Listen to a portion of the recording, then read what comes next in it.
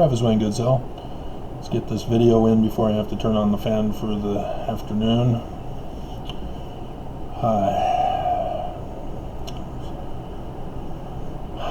Got the fire department here for my neighbor. It's not fire, but unless they hooked up a different fire unit signal, didn't bother to inform any of us.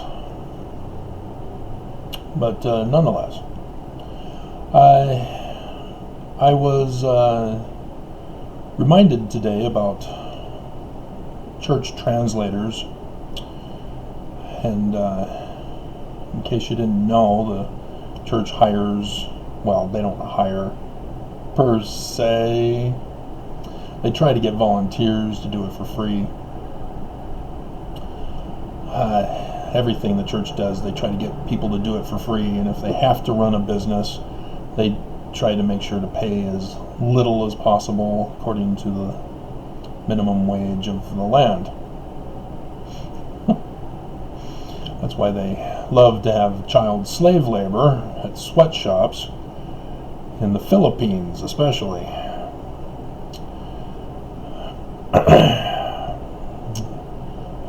I was horrified when I was working at the Beehive Clothing, and we have an opening meeting with everybody that works there. As the president of Beehive Clothing did a slide presentation of his vacation trip and talked literally about the sweatshops and laughed about it, thought it was funny that we have it so good here in America. But just because the children are required in third world countries to help with the living of the family units there doesn't mean that we support and perpetuate the child slave labor in those countries. We need to protest. We need to get our government to issue protests and encourage their countries to make a better quality of life for their people. But nonetheless, in New York, where I went on my mission, we had a brother in the branch, or the Bronx, it was the branch there, in which Creole Coford had assigned me to finish my mission in the Bronx because of the record scandal.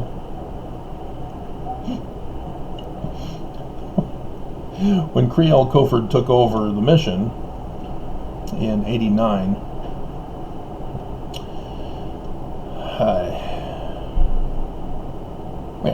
it was the end of '89.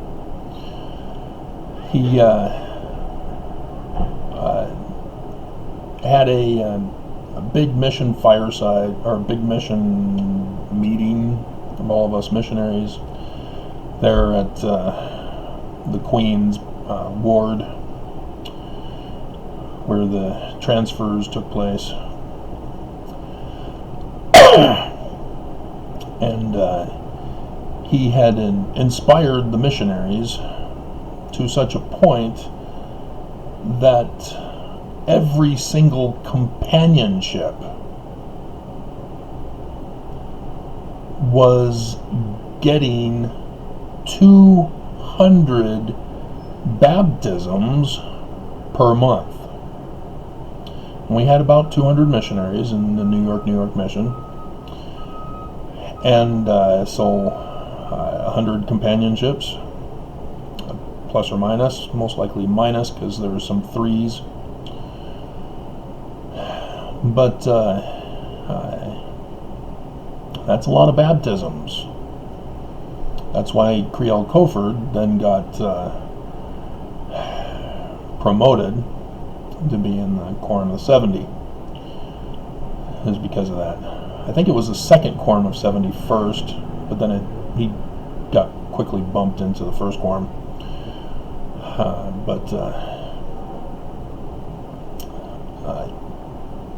I was with Mark Augustine, the Judas,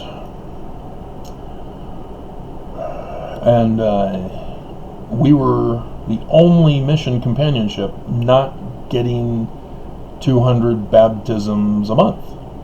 In fact, we were getting zilch, 0.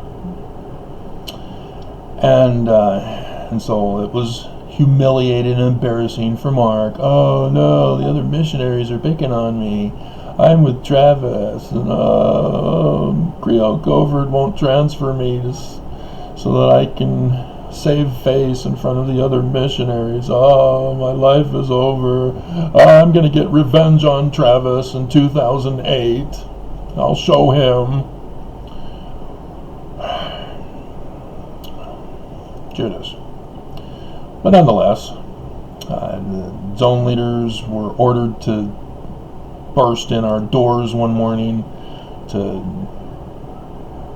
find cause to light a fire under our asses. Basically me. And the zone leader burst through the door as I'm on the couch there in the entryway, reading most likely the Bible, as I was trying to get through the whole Bible on my mission. And said, "Where are your records?" I just in the kitchen, which is kitchen, living, dining, all rolled into one there in the Bronx. Kitchen technically was a small little closet space with a sink, and I can't remember if we had it was like a stove burner or something like that. But regardless, he went to the table there in the room, and I had by that point 3 or 4 thick 4-inch binders, 8.5 by 11 paper stuff for paper, 8.5 by 11 paper, all filled with all the work we'd been doing. I kept a record of every single action we took, every single house we knocked on, and the results from each and every single house, even if it was nobody answered. And I had thus a map, and had established a genealogy record. When people said, "Oh yeah, our cousin lives over in such and such a place," I'd put that in the records. "All right, my uncle lives over there, my aunt, sister-in-law." So yeah, we had a genealogy record of the town of Newburgh, New York. And the zone leader's response was, "Oh, you are working." Duh. So why wasn't Mark telling the president this, or any of you guys this? Instead, he was trying to save face to blame me for not getting baptisms. It's not our fault. It's the people's fault for not wanting to be a part of the church. I'm not going to lie to people. I'm not going to con them. But others were. Even to the point of romancing women to get them baptized. Those missionaries were well known.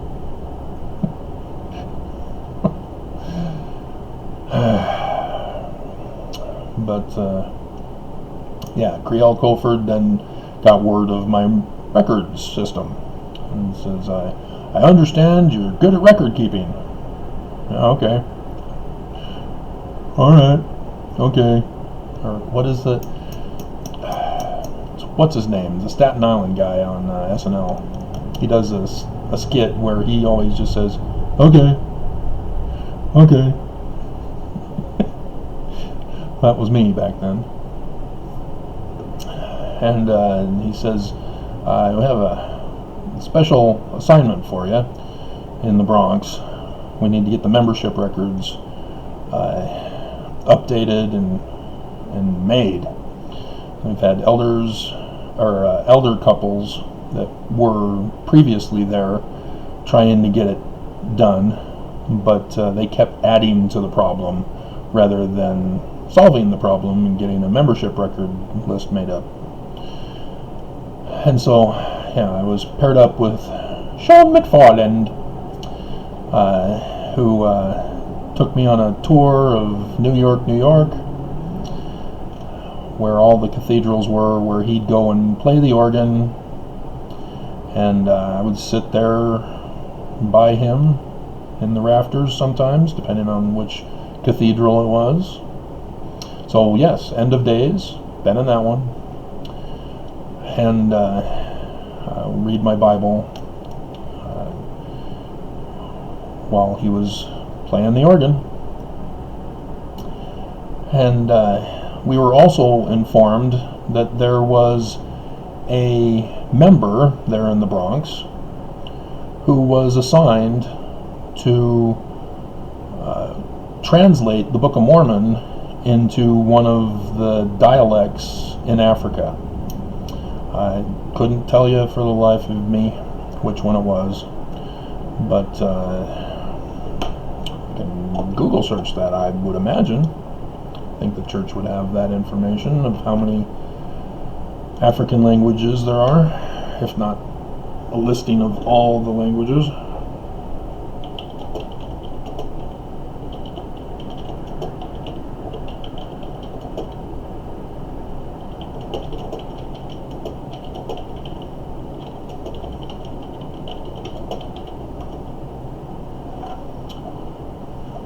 What?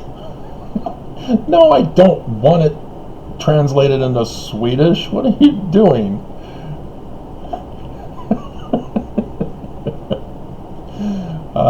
Wikipedia. Okay, apparently they don't have it for Africa alone.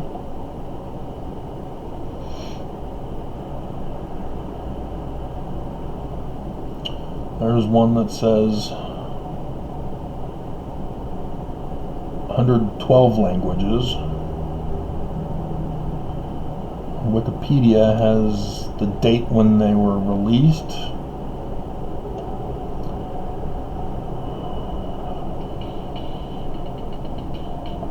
Sweden was 1878. Shout out to my Swedish followers.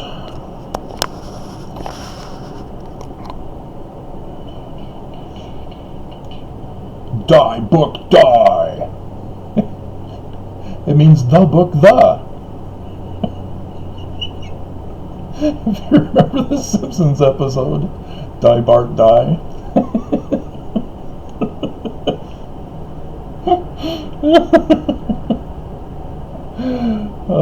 Hilarious.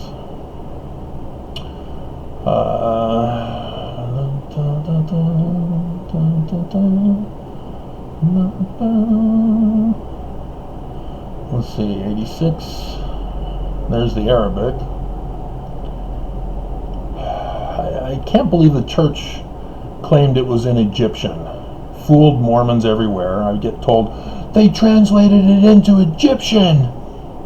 No, this is Arabic. it's not Egyptian.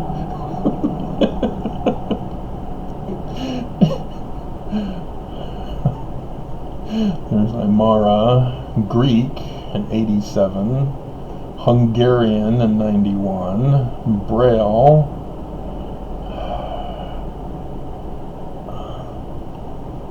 Ilocano, Philippines. Looks like he never finished it. 97, Ukrainian. Romania, Philippines, Bulgaria, Albania, Ghana.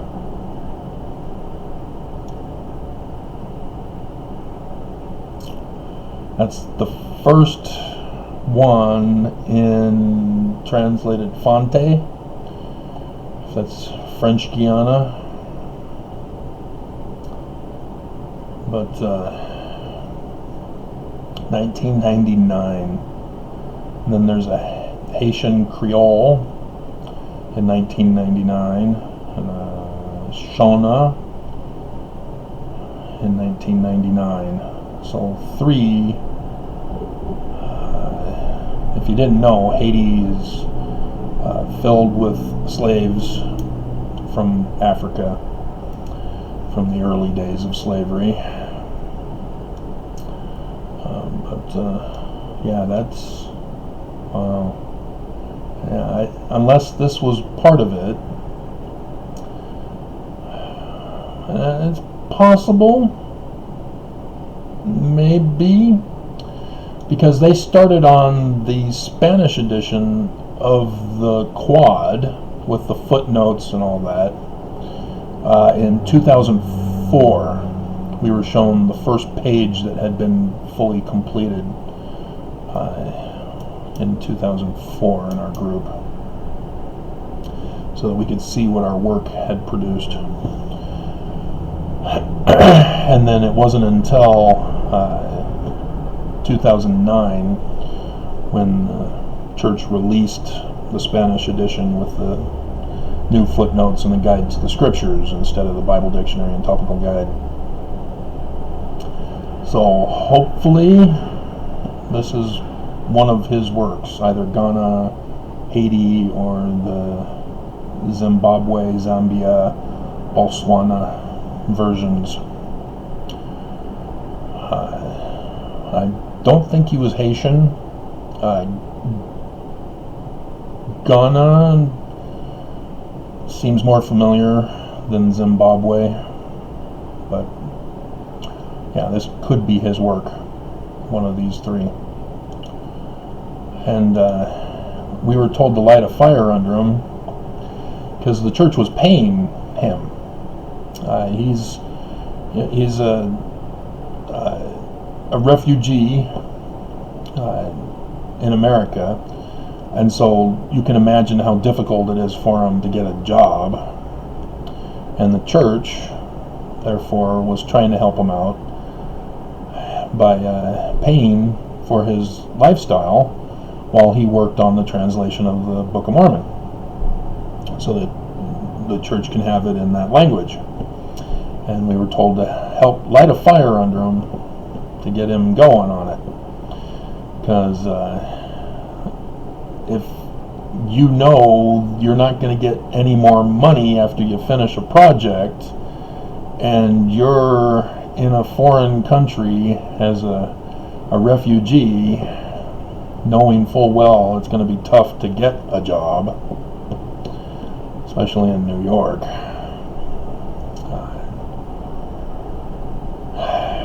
Yeah, there is no real incentive for him to finish. He could have offered to help translate the Bible or the Doctrine and Covenants and the Pearl of Great Prize.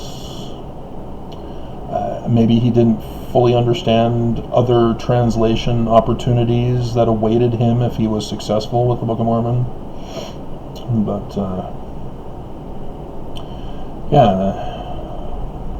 the church was not really incentivized to incentivize him.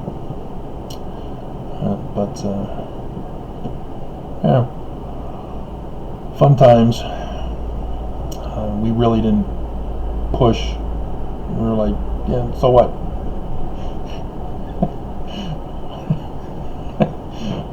We're not going to push it. But we finished before the month was up with the membership record, and so it was merely a coast in Baxter and my final month. He was my MTC companion, and they paired us together at the end. And